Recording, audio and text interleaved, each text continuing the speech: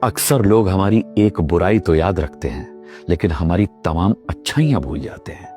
जबकि कोई ना कोई बुराई तो उनमें भी होती ही होगी, जो हमारी बस बुराई ही याद रखते हैं।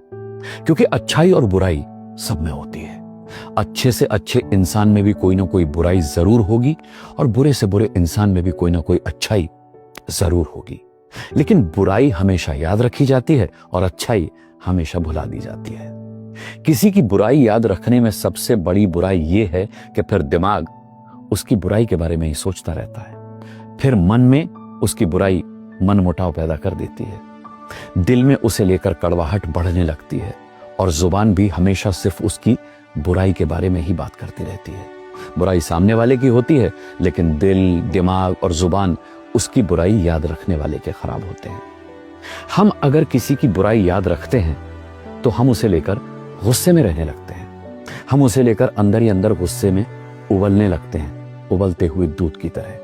और उसकी बुराई हमारे उस उबलते दूध की तरह उबलते गुस्से में नींबू की बूंद की तरह काम करती है।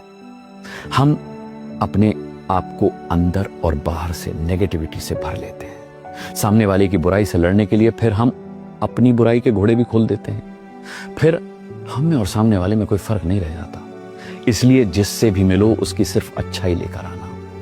जहां से भी उठो वहां से बस अच्छाई लेकर उठना। जिसको भी याद रखना, उसको उसकी बुराई की वजह से नहीं, बल्कि उसकी अच्छाई की वजह से याद रखना। करके देखिए। एक बार कोशिश करके देखने में जाता ही क्या है। फायदा ना हो तो फिर मत कीजिएगा।